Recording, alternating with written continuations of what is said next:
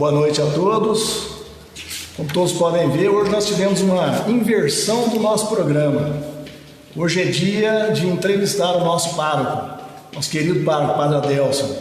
E a mim foi confiada essa missão. Me deram essa missão, na qual eu tenho a honra muito grande de estar aqui batendo esse papo com ele aqui. Né, Padre? Quando uma pessoa da nossa estima, quem eu gosto muito, tem um carisma muito grande pela sua pessoa. Obrigado. Hoje vamos falar dos 16 anos da vida sacerdotal. Esse nosso pároco aqui, um pouquinho da vida dele, saber um pouquinho sobre o padre. Né? Nesse período de pandemia, onde a gente só vê coisa ruim, só fala de coisas que estão trazendo mal-estar a gente, mortes. Então hoje vamos falar de coisa boa. Hoje nós vamos falar de coisa que vai trazer motivação para nós. Então vamos falar um pouquinho da vida desse moço aqui que tanto nos tem alegrado aqui nos nossos momentos de evangelização, né, Padre? Boa noite para o senhor. Boa noite, Marcelo. Hoje estamos agora invertendo os polos. Isso é interessante, né? Boa noite para você. Obrigado. Que bom. Trabalhamos juntos mais uma vez, né? Mais uma quarta-feira. Muito feliz. Boa noite para você que está nos acompanhando. Paz e bem. Seja uma noite de muita graça, de muita bênção de Deus para cada um de vocês. Ok. Bom, falando um pouquinho do padre, hoje vamos falar sobre o padre, né?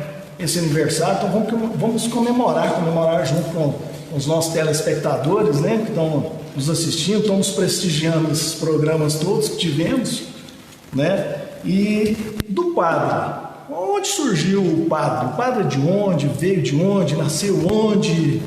Onde começou o Padre Adelson?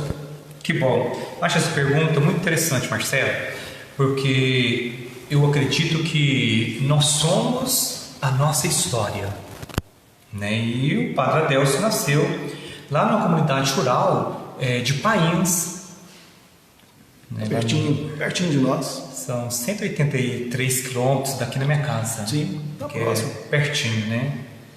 E venho de uma família, nós éramos para ser 12 filhos, né? Mas minha mãe teve aborto, então 3 abortos e um faleceu com 34 anos. Eu sou o 6º dos 8 que sobreviveram. Família grande, isso é bom. Família grande, Né? Uma grande família, com certeza, tem diversas histórias. Diversas histórias. E o que eu acho interessante na minha casa é a mistura de raça, né? A minha mãe vem de portugueses. O meu pai já vem, né? Negro e índio. Então essa mistura, né? de raças. Então lá em casa tem o branco, tem o moreno, tem um quase negro. Então é um pacotão, viu? Que bom. Essa vida era como? Era uma vida rural? Era uma vida urbana? Como que era essa vida de todo mundo lá? Eu fiquei na fazenda até os meus 22 anos.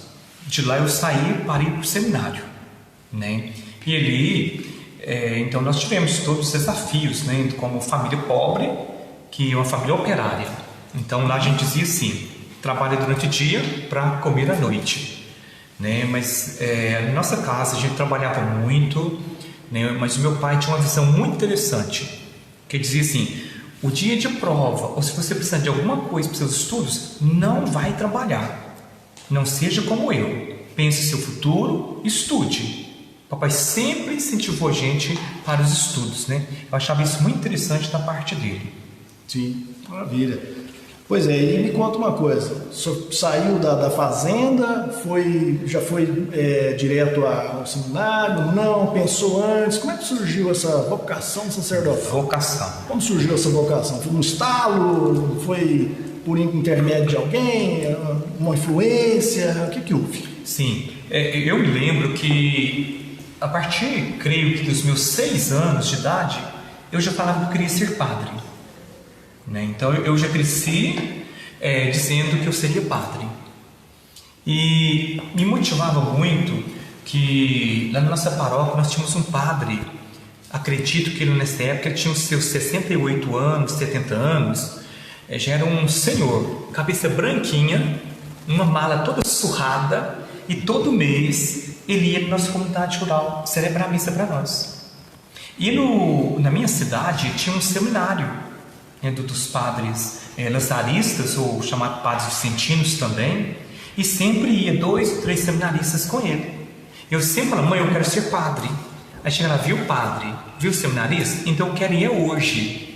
Então de vez em quando eu tomava uns cascudos, porque minha mãe dizia, né? É preciso crescer, estudar, para depois você ir, você ainda é muito criança, né?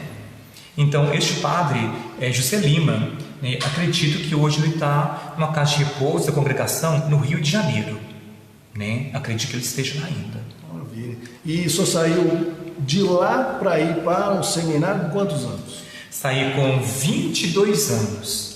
Porque, pelo fato de morar na comunidade rural, enquanto criança, por incrível que pareça, eu tinha muito medo de defunto. Então, quando falava que tinha morrido um vizinho, então aquele negócio eu tinha que dormir algumas noites na cama com a minha mãe, ou pelo menos com o colchão lá do lado, ou no meio dos meus irmãos na cama deles, porque o medo era grande. Você tem uma história assim, né? Sim. E aí, quando eu tirei a chamada 4ª série, então eu tinha que ir para o colégio mais próximo, eram 6 quilômetros de casa, à noite. Aí então o medo me impediu de estudar. Eu passei 4 anos sem estudar. Aí depois, quando a minha irmã me alcançou, aí fomos juntos. Começou a saga. Começou, né? Eu já fui direto. Eu tive uma reprovação no primeiro ano, né? Do colegial. Eu fui reprovado. E mas depois passou de novo, né? Continuou depois, né? É importante. Né? Graças a Deus. Está aí hoje formado, né? Tá vendo? Formado. Isso é bom, que às vezes pessoas que acontecem isso não desanimar. Né? Tem não. gente que desanima, não vou fazer isso mais e tal. Então tá aí um incentivo, né? Eu acho que foi até um estímulo. As pessoas alcançam a excelência, né? Mesmo tendo alguns tropeços na vida. Sim, sim. Né? E o senhor teve depois em alguma outra localidade? A conclusão do seminário foi onde? Sim, aí eu saí da minha casa no dia 30 de janeiro de 96. Memória boa. Isso é bom. Uma sexta-feira. Eu deixei minha família toda chorosa e eu também fui embora, né? Minha mãe nem me acompanhou até no ponto de ônibus. Quem foi comigo foi o papai, né? Então ele que me levou, esperou o ônibus passar para eu ir embora. Eu fui para a Luz, cheguei então no seminário no dia 30 de janeiro de 96, às 18 horas, eu estava entrando no seminário para morar. Né? Ali eu morei 1 ano, depois a diocese nos transferiu para Patos de Minas, onde eu fiz meu primeiro ano de filosofia, fiquei lá apenas 1 ano, voltei, fiz 2º e 3º ano de filosofia em Luz, e depois 4 anos de teologia em Belo Horizonte, na PUC. Então a finalização foi em Belo Horizonte. Foi em Belo Horizonte. Belo Horizonte. Sim. E a ordenação aqui foi aqui em Campos Altos? Não. Não? Foi onde a ordenação? A ordenação diaconal, nossa turma, nós somos 6 padres. Então foi em Luz, na Catedral, dia 12 de dezembro de 2003. E a minha ordenação de padre na minha cidade no dia 3 de julho de 2004. Maravilha. Bom, já sabemos um pouquinho dessa trajetória, né? Do nosso padre. Agora me diz uma coisa, quando o senhor veio para Campos Altos, o senhor veio em que época para Campos Altos? Eu vim agora, é meu 4º ano, né? Então eu vim para cá dia 13 de janeiro de 2017. Quando chegou aqui, o senhor viu alguma dificuldade? Viu algo que, sei lá, alguma coisa difícil? Você falou: nossa, isso aqui vai me dar trabalho, isso aqui eu vou ter que mexer, isso aqui eu vou ter que fazer. Viu alguma coisa assim, ou já de cara falou: não, eu já abraçou, falou: não, é aqui que eu preciso ficar? Sim, eu quero voltar um pouquinho na história, que na verdade eu estou voltando para Campos Altos, né? Já tinha morado aqui com o Padre Jorge, no tempo de seminarista, o meu diaconato fiquei aqui com ele, e meu primeiro ano de padre. Então eu vim administrando a paróquia, né? Então aqui para mim era muito tranquilo. Agora que eu voltei para administrar, aí a gente vê o outro lado da moeda, né? Então, claro que quando a gente chega, embora eu já sempre tive um contato muito grande com a cidade de Campos Altos, né? Considero aqui a minha terra, né? Eu gosto muito daqui. Então eu percebi que não era apenas aquilo que eu via, que administrar era muito mais, né? E todo o início de trabalho, embora, né, já conhecesse a realidade, mas administrar é diferente. É outra logística, né? Logística. É outra maneira. Sim, sim. Não vejo, assim, talvez, dificuldade, mas desafios. Tivemos, né, juntamente com o Conselho Financeiro da Paróquia, Pastoral, né, muitos desafios a serem superados. Mas superou. Superando. Estamos superando. Estamos superando. Sim, sim. Maravilha. E me conta uma coisa, quando o senhor está administrando a igreja, como é que é o esquema aqui? Tem assessor? Só tem alguém que ajuda? Eu sei que tem as pastorais, né, que criam diversas áreas, né, de saúde e tal, mas aquele realmente que está na linha de frente, tem algum assessor, alguma coisa? Porque Campos Altos tem diversas igrejas. Sim, aqui ainda tem as comunidades em volta. Sim, como é que o senhor faz? O senhor se transforma em vários ao mesmo tempo? Como é que funciona isso? Não, na questão administrativa, o administrativo tem duas, como que eu diria? Duas realidades administrativas. Sim, duas formas. Que é administrar o pastoral e o administrativo financeiro. Sim. Né? Então, o pastoral, nós temos o nosso conselho que reúne, né, uma vez por mês com todas as coordenações de comunidade. Então, o padre nunca está sozinho. Né? Hoje nós temos 18 comunidades urbanas, 2 rurais. Então, cada comunidade tem a sua coordenação. Muita gente. Muita gente. Então, a gente vem para esse conselho, define o que vai fazer para o próximo mês, ou alguma festa, alguma promoção para fazer, e cada um volta para sua comunidade e ali trabalha aquela questão que foi colocada ali, aquele desafio para aquele mês. Sim. E o financeiro, né, a gente une também em torno de uma vez por mês, de 2 em 2 meses, para a gente estar avaliando, fazendo os encaminhamentos financeiros da paróquia aí. Aí nós temos então também este conselho que ajuda a administrar a paróquia. Sim, mas ainda nessa pergunta aí, essa parte administrativa tem diversas pessoas, tem as pastorais, como, né, o senhor mesmo já disse, tudo mais. Mas e a parte espiritual? Como que faz? O senhor celebra a missa aqui na Matriz, aí tem uma missa do outro lado da cidade, tem uma missa na outra comunidade, e aí, como é que faz? Como é que esse trajeto, esse monte de igreja, que até onde nós sabemos, é um padre só. Sim, sim. Né? Então, como que o senhor administra isso? Celebra uma missa uma vez por semana? Como que é a frequência disso? Sim, nos finais de semana, no sábado, nós temos a missa na Igreja Matriz. E tem casamento, que tiver, então a gente celebra no sábado. No domingo, então eu celebro 4 missas, que agora não, está dentro da pandemia, né? Sim. Mas geralmente é 7h30 na Igreja de São Sebastião, às 9 horas na Matriz, às 15 horas no Santuário e 19 horas na Igreja Matriz. Né? Isso no domingo. Aí na terça-feira é o domingo do Padre, né? Geralmente eu vou para casa da minha família, é o meu dia de descanso. E a partir de terça-feira a gente volta, aí as missas vão para as comunidades. Nós temos as comunidades que tem capela aqui, que é a comunidade Santo Antônio, Nossa Senhora do Rosário, Sagrada Família e São Sebastião. Então essas comunidades têm missa uma vez por mês, né? E celebração da palavra toda semana. E as outras comunidades a gente tenta contemplar aí dentro do calendário. Véspera do padroeiro da comunidade, das novenas, das promoções que faz, então a gente tenta ser presente. Mas essas missas é o senhor que celebra? Sim, sempre é o senhor que celebra? Sempre. Eu tive um período aí que teve um padre aqui morando, então a gente dividia essa agenda. Até aumentamos um pouquinho as missas. Mas agora, né, como estou sozinho, então... Teve que dar uma reduzida, né? Senão não tem como, né? Mas reduzimos quase que nada. Então, aquilo que era para 2 eu assumi este ano passado, né? Então, foi meio corrido, mas sobrevivi. Faz parte da vocação. Faz parte da vocação. Faz parte da vocação. E é interessante, porque eu sempre falo com as pessoas que estão mais próximas de mim. Eu tenho necessidade de muito serviço. Eu não consigo me ver desocupado, né? Ou com pouco serviço. Então, quanto mais, melhor. Isso é bom. Me conta uma coisa. O padre trabalha com diversas pessoas, mexe com diversos segmentos. pessoas de diversas ideias.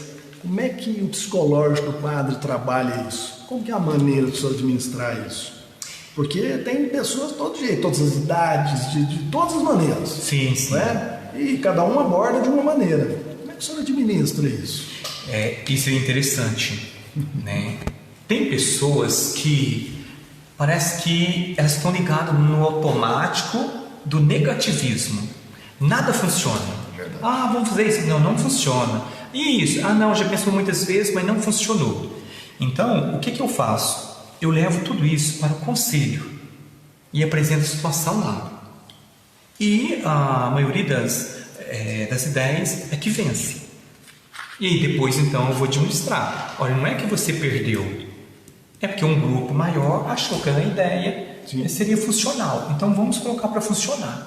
E tentou elogiar sempre as pessoas, né? Que eu acho que isso faz parte da motivação do padre, né? Que serve de motivação para as pessoas. E nós estamos no caminho e nem sempre nós ganhamos. Tem hora que a gente tem que parar e fazer uma avaliação da vida, ser por aí mesmo, né? Mas as coisas no final se encaixam e o psicológico, né? Tanto do padre quanto dos fiéis, né? De modo especial das coordenações, fica equilibrado e bola para frente. Ok. Nesse tempo aí de pandemia, só assim, né? Essa pandemia, Deus quiser, vai passar logo, né? Acredito que a nossa curva já está diminuindo, graças ao bom Deus. Nesse tempo aí, o que o padre tem feito para evangelizar, para levar a palavra até as pessoas? Já sabemos da parte, né, de comunicação de internet, de outras coisas. Tem mais alguma coisa? Tem algo que outros só tem alguma ideia? Tem alguma coisa que você está pensando sobre isso? Como continuar levando a palavra até as pessoas? Sim. Pelo menos nesse período? Aqui eu quero dizer assim, a questão da pastoral da comunicação, né, que vocês estão aí, né, na pastoral. Estamos tentando. E que tem feito um bem muito grande. Então, né, eu estou conseguindo evangelizar, de modo especial nas missas e também na quarta-feira, que também são um papel de um momento de evangelização, né? Nós estamos conseguindo fazer com tranquilidade, né? Esse papel de evangelizar aí, né, seja na missa ou na quarta-feira. Mas eu vejo que a gente pode crescer, né? A gente pode dar uma melhorada e dar uma esticada também nessa questão da evangelização. Continua o papel de fazer atendimento no escritório, né? Paroquial, questão de orientação, questão de visita, né, de modo especial aos idosos, né? Só é recomendado a questão das pessoas que estão em isolamento, né? Então assim que quando me pede uma visita, eu pergunto: a pessoa não está em isolamento? Porque aí eu não posso ir também, né? Porque a pessoa está em isolamento, então eu não devo ir para não prejudicar minha saúde também. Inclusive, aproveitando esse gancho que você está falando do isolamento, só avisar para as pessoas que nós estamos aqui sem máscara, mas mantendo uma distância segura, é uma distância recomendada, né, pelos órgãos competentes aí. Sim. Né, então, para que, né, a gente tenha também esse cuidado, né? Nós vamos fazer uma entrevista, mas não precisamos nos arriscar também. É verdade. Mas tem alguma carta na manga aí? O senhor tem pensando em alguma novidade? Não? Tem algo que a paróquia vai surgir novo aí? Alguma coisa que pode adiantar para alguém? Ou nós ainda estamos focados em manter ainda essa trilha do jeito que está?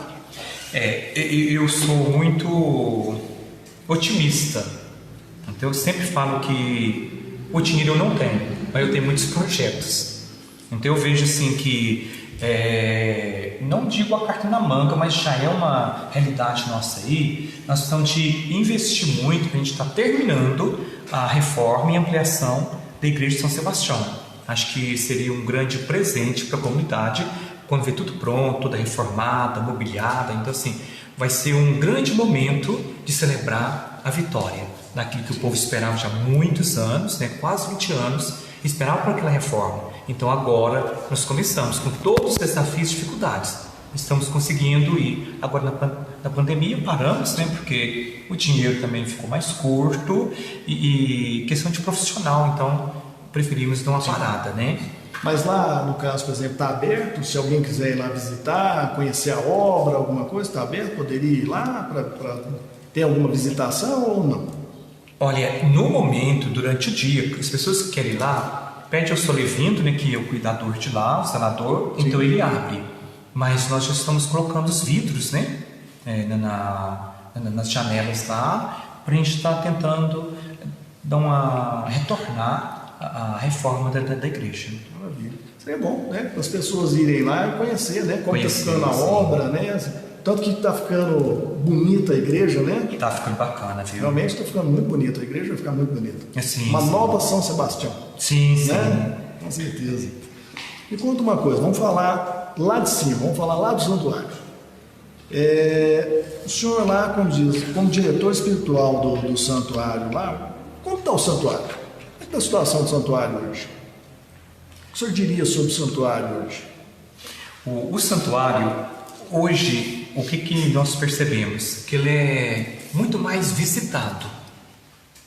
Então, tem todos os desafios. Eu gostaria de ter uma estrutura muito melhor, mais ampla ali, né? Mas ele já está numa situação assim, não vou dizer confortável, mas no caminho. Ele já está no caminho. Né? E tem todos os desafios também, a questão financeira, né?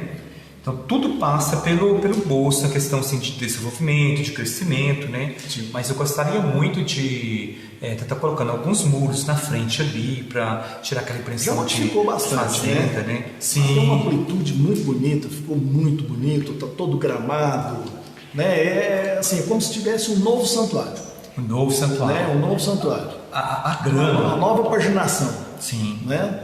Acho que realmente está ficando muito bonito lá. A grama foi um sonho, e foi um sonho que se tornou realidade. Hoje, o que eu vejo, né? E talvez até você que está nos acompanhando poderia nos ajudar. Na verdade, aquela grama, aquele tipo de grama, ela não é para ser pisada. Sim. Ela é de decoração. E o pessoal então aproveita aquele espaço lá para estar mesmo ali em cima. E o que está estragando a nossa grama? É aquela rampa que tem lá. A criançada então às vezes coloca um papel e desce escorregando ali, né? Um escorregador, né? E está deixando a nossa grama muito estragada, né? E a gente está subindo para o santuário, então a gente está vendo aquele sinal como se fosse um trilho já na grama. Mais queimado, né? Mais queimado, da criançada escorregar, né? Então, eu até te aproveito o momento e digo para você, né? Reoriente, às vezes, seu filho, seu neto, ou se você vê alguém também, tipo, que está estragando a grama, né? Para nos ajudar, para não fazer aquilo não, porque está estragando aquilo que nós conseguimos com tanto desafio, né? Sim. Todo mundo, quem participou e quem vê como está lá, sabe que alguma dificuldade não iria ter. Sim. E quanto tem, né? Sim. Sempre tem dificuldades para fazer aquilo lá. Né? Tudo custo, tem, né, a sua manutenção, porque lá não é simplesmente plantar a grama, tem a manutenção diária dela, né? Então tem que se manter isso. Voltando ao santuário, só tem alguma previsão, alguma notícia, como é que vai ficar a nossa festa esse ano? Como seria a festa dia 12? Será que ela vai acontecer? Tem essa previsão? Não tem? Como tá? Vamos dizer assim, na data de hoje. Olha, nós estamos aí dentro de uma pandemia. O que eu entendo? Eu entendo que nós estamos caminhando para o fim, que nós chegamos lá no alto da curva e que as curvas estão descendo, portanto nós temos muito mais casos, né? Recuperados do que doentes, né? Graças a Deus. Eu acredito que talvez não do tamanho que a festa acontece na cidade, mas que a festa acontece. Eu creio nisso. Sim. Então, tudo indica que a festa vai acontecer. Eu creio, né? Agora sim, vamos ver como vai estar caminhando aí essa questão da pandemia, né? Tá. Agora, tá aqui o nosso amigo Paulo. Tem alguma pergunta aí dos nossos internautas aí? Então, algumas questões. A primeira pergunta quanto seminarista, o senhor teve alguma crise vocacional? Não, eu não tive crise vocacional não, Paulo. Bem-vindo. Né? Obrigado. O Paulo é seminarista, é filho da nossa paróquia, né, que veio hoje participar conosco, né? Então tá de férias, né? Sim. Bem-vindo à sua paróquia, à sua casa, à sua cidade. Inclusive faz parte da nossa pastoral da comunicação. Sim, né? sim. Nós estamos nos bastidores, mas a gente está todo mundo junto. Junto, né? Olha, eu não tive crise, né? Os desafios sempre tem em qualquer caminho que a gente estiver, né? Então desafio sim, crise não. Certo. A outra pergunta de Beatriz o senhor teve limitações para se formar e como superou? Limitação. Olha, o que eu acredito? Eu nunca tinha saído da minha casa. Eu nunca tinha ido na casa dos meus pais, da minha família. Então, a gente deixar a família, algo que todo dia a gente está ali junto e é diferente, né? Então, às vezes a saudade batia. Nossa, eu gostaria muito de estar na minha casa, hoje é casamento de alguém, aniversário, então, puxa, eu gostaria de estar lá, mas eu não consegui estar lá por questão dos estudos, né? Então, eu não digo que eu tive dificuldade. Isso, limitações. Limitações, né? Eu sempre me esforcei muito, nunca fui o melhor seminarista, mas também nunca quis ser o pior na questão de estudo, né? Sempre tentei manter uma média boa. Uma linha mediana. Sim, sim. Certo. E após também tantos anos, né, de estudo, mais ou menos de 9 a 10 anos, tem uma questão que qual foi a sensação quando foi ordenado presbítero? Que é o mais esperado, né? É interessante. Quando nós, na minha época, em 2000 até 2003, nós somos os últimos 20 anos da PUC, a maior turma. Nós éramos 62 estudantes, né, dentro de uma sala. Aí tinham algumas religiosas que faziam teologia conosco, alguns leigos, né? E depois a gente saiu no meio de todo uma universidade, né? Voltar, eu vinha para Campos Altos, eu fui para Pratinha, nessa finais de semana eu atendia Pratinha. Teve um período que ficava até na quarta-feira, ficava lá em Pratinha. Então, assim, puxa, aqui tantão de gente dentro da sala de aula e depois, né, Padre Jorge, eu e Lourdes aqui, eu em Pratinha, eu sozinha à noite na casa paroquial, né? Então, assim... A mudança drástica, né? Mudança drástica. Então, eu tive que tentar me adaptar no sentido de, olha, é nova realidade. Sim. E também uma outra questão... quanto acabar a pandemia, qual a prioridade da igreja com relação ao medo das pessoas de voltar tudo ao normal? O nosso povo, eu acho que agora nós estamos muito conscientes da situação, né? Portanto, os nossos casos aqui na nossa cidade estão sempre diminuindo, com a graça e a bênção de Deus. Quando passar a pandemia, eu acredito que nós vamos levar um tempo para podermos voltar ao normal, não apenas como igreja, mas como o percurso da vida mesmo. Nós vamos levar um tempo de adaptação. As crises virão, a gente está vendo isso aí, que o número de pessoas com depressão tem aumentado muito. Verdade. Tem aumentado muito. Então, né, inclusive a igreja já está fazendo essa reflexão, o que nós vamos fazer como igreja para ajudar essas pessoas que estão com crise psicológica, né, após a pandemia. Então, acredito que os desafios vai ser talvez do tamanho maiores do que agora durante a pandemia, que agora todo mundo no susto, né? Então a gente vai, depois a gente para e pensa, olha, onde nós tivemos? Aí vem o sentimento de baixa astral, de baixa estima. Tomara que não, né? Então, pelo menos da parte da gente, nós vamos tentar motivar todo mundo para que isso não aconteça. Né? Que quando a pandemia acabar, todo mundo esteja motivado a voltar à sua vida normal, ao seu cotidiano normal, sem ter problemas psicológicos. Né? Eu já falei isso para você, que eu tenho a minha autoestima muito elevada. Né? E tem uma senhora que ela fala para mim assim, padre, eu tento ver o senhor todo dia. Porque quando eu pergunto, o senhor está bem? O senhor fala assim, eu estou ótimo. Aquilo dá um reforço nela, o meu dia também vai ser ótimo. e eu fico muito bem durante todo o dia. Realmente, eu me acho, né, muito otimista. Então, a que tudo isso passar, é hora de a gente continuar com a cabeça erguida, lembrar sempre, Deus está presente. Pode ser que venham uns momentos, às vezes, de deixar a gente meio que para baixo, mas vamos manter erguidos, que seremos vitoriosos. E uma última questão, uma última pergunta, tendo em vista essa da cidade de Campos Alto, sobre o decreto, né, do retorno das celebrações, tanto em templos católicos e evangélicos. Joyce perguntou sobre os batizados, quanto na Igreja Católica retornará?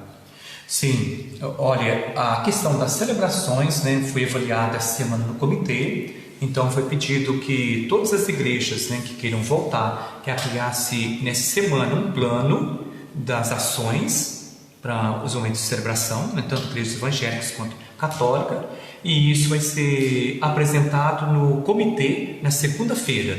Caso não tenha nada ao contrário, que o número de contaminados, né, continue caindo na cidade, então tudo indica que a semana que vem nós voltaremos com a presença de povo, né? Não com total normalidade, mas aos poucos a gente vai retornando à vida. E aí, assim que for retornando à vida da igreja, então a gente vê um momento certo que a gente está voltando aí com os batizados. Certo. E vale ressaltar aqui que está participando conosco de Santo Antônio do Monte, um grande grupo, e manda um abraço ao senhor. Que bom. Samonte, né? A gente chama de Samonte, né? Onde eu morei por 11 anos como padre, né? Como vigário paroquial e como pároco, né? Então, deixo o meu abraço para vocês. Obrigado pela participação, viu? Vocês sempre foram muito presentes na minha vida de padre, viu? Deus abençoe cada um de vocês que participam conosco. Pessoal bacana de Samonte, né? Samonte, fogueteiro. É verdade. Fogueteiro. São animados. São animados demais. Padre, para nós finalizarmos nosso bate-papo, vou fazer para o senhor uma pergunta que eu sei que o senhor não gosta.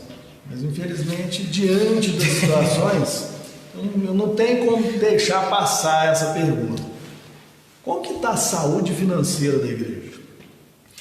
Pois é, Marcelo. O que eu sempre digo, né? Uma pessoa chegou para mim e falou assim, padre, por que o senhor não fala um pouco mais do dízimo lá no altar? Por que o senhor não pede? Eu não vejo o altar como lugar de a gente ficar com pedância, não.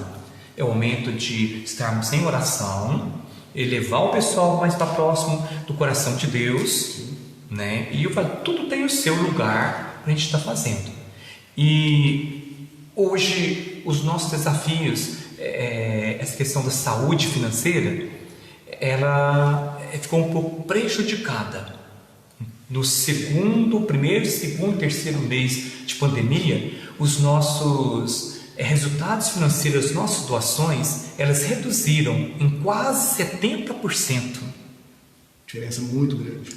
Então nós tivemos, né, de dispensar 2 funcionários, né, que nós tínhamos, né, que prestavam serviço ao santuário, e aqui também para tentar colocamos alguns naquele plano do governo, né, para a gente estar tentando dar uma equilibrada e conseguir manter com que a paróquia não caísse no vermelho. Até porque tem os custos operacionais fixos da igreja que não param. Sim, né? sim. Igual todas as empresas estão aí passando por diversas dificuldades, né? Água, luz, telefone, né? Material de limpeza, tem diversas coisas que se gastam numa organização que não para, esses custos não param, né? Então assim, como que para? Se a gente for pegar o pacote, água, luz, as despesas que a gente tem, funcionário, ele é alto, é uma coisa que é caro. Não que o funcionário seja caro, ele precisa ser remunerado, mas quando junta tudo, então dá um valor alto para a gente. Então as doações caindo, então eu achei que eu tenho uma dificuldade de estar mantendo até os próprios funcionários em dias, né, na paróquia. Mas este mês a questão do nosso dízimo, então melhorou muito. Graças a Deus, quero agradecer, né, cada dizimista que tem colaborado com o seu dízimo, né? Então, este mês nós estamos numa situação, eu não vou passar aperto para pagar as contas e despesas da paróquia, né? Então este mês, graças a Deus, as coisas vão estar mais tranquilas, né? Mas ficamos prejudicados, né? O caixa da paróquia caiu tanto que nós precisamos parar tudo, né? O jardineiro do santuário nós não pudemos mantê-lo lá, porque não ia ter condições de pagar. A reforma da igreja de São Sebastião nós tivemos que parar, porque não tinha condições financeiras. Então, assim, ficamos bastante prejudicados essa questão financeira, né? Os nossos rendimentos não apenas caíram, mas despencaram. E que agora estou tentando aí, questão de motivação. E o povo também de Campos Altos é um povo muito bom. Sim, um povo muito solidário. Solidário, o povo da partilha. Então eles estão voltando a colaborar. Aqueles que estavam com alguns meses de dízimo atrasado, né? Estão vindo, acertando o dízimo. Então isso tem nos dado uma tranquilidade. A gente está mantendo a nossa paróquia com nossas contas e dívidas aí em dias, né? Agradeço cada um de vocês que tem colaborado, viu? Seja com doação, seja com dízimo, né? Minha gratidão. Deus se atribua por você em graça e bênção. Maravilha. Bom, fica a dica aí para quem quiser estar ajudando, puder estar contribuindo alguma coisa, seja com qualquer coisa, puder ajudar. Então, fica a dica aí, quem quiser procurar o escritório da paróquia, ou telefonar, tem diversas maneiras de poder estar ajudando, com um pouquinho, com algo mais, com o que puder. Sim. Que eu acho que, como diz, um pouquinho vai virar um montão, se todo mundo colaborar. Essa semana, a Pastoral do Dízimo me procurou e nós conversamos dizendo o seguinte: Padre, tem algumas pessoas que querem colaborar, mas que às vezes têm dificuldade de sair de casa, não querem ir ao banco. E aí, pode fazer uma transferência? Pode fazer um débito automático? Como que isso funciona? Pode sim, né? E ficamos agradecidos. Então eu só vi pegar a conta da paróquia, que é o escritório paroquial, né? Ou no próprio Cicobi, onde nós temos a conta, né? Então pode pegar e pode fazer sem a transferência, sim, até do próprio dízimo, viu? Você pode ser um dizimista também, com depósito ou transferência bancária. Maravilha. Bom, nosso tempo já finalizado. Eu queria agradecer a todo mundo que participou, que esteve junto conosco aqui. Hoje nós tivemos uma inversão. Só quem me conhece sabe a dificuldade que eu tenho de estar aqui nesse lugar aqui para entrevistar esse moço aqui. Mas é uma honra muito grande, eu fiquei muito feliz quando me convocaram para fazer esse bate-papo com o senhor aqui. Eu acho que para as pessoas, para saber um pouquinho mais do nosso pároco, agora já sabem um pouquinho mais e nós vamos interagindo. Então, recebo os nossos agradecimentos em nome da Pastoral da Comunicação, da qual faço parte. É uma honra muito grande estar participando dela. Que bom. Viu? Obrigado pela oportunidade. E, quando diz, recebe nosso carinho, viu? Nosso muito obrigado por ter participado com a gente aqui. E não esqueça que o senhor vai continuar ministrando aí os próximos programas, viu? Eu volto para os bastidores novamente. Mas não esquecendo que nos próximos programas nós ainda vamos ter algumas novidades, tá? Que a pastoral está promovendo, a gente está tentando, correndo atrás. Nós vamos ainda ter uma nutricionista que vai vir aqui falar um pouquinho sobre essa pandemia aí, como é que tá, o que comer, como não comer, o que engordar, não engordar. Então quem tem essas dúvidas vai poder tirar isso no próximo programa. Já estamos estudando algumas famílias aí que vai estar dando um testemunho de fé, algo de superação. Então assim, tem muita coisa nova que a gente está criando para os nossos programas aí, que o senhor vai estar aí à frente aí administrando para a gente. Que bom, Deus seja louvado. Ok? Então, mais uma vez, recebo os nossos agradecimentos. Muito obrigado. Parabéns pelo 16º aniversário sacerdotal. Que continue fluindo isso cada vez mais. Eu espero daqui, anos e anos, poder ver o senhor Benhalinha aqui ainda celebrando isso em Campos Altos. Tomara que o senhor permaneça junto de nós aqui por muitos e muitos anos. Gostaria muito, mas está no coração de Deus e do bispo, né? Com certeza. Mas eles vão querer, pode ter certeza. Mais obrigado, viu? Obrigado a todos pela presença. Um grande abraço. Fiquem com Deus. Tchau.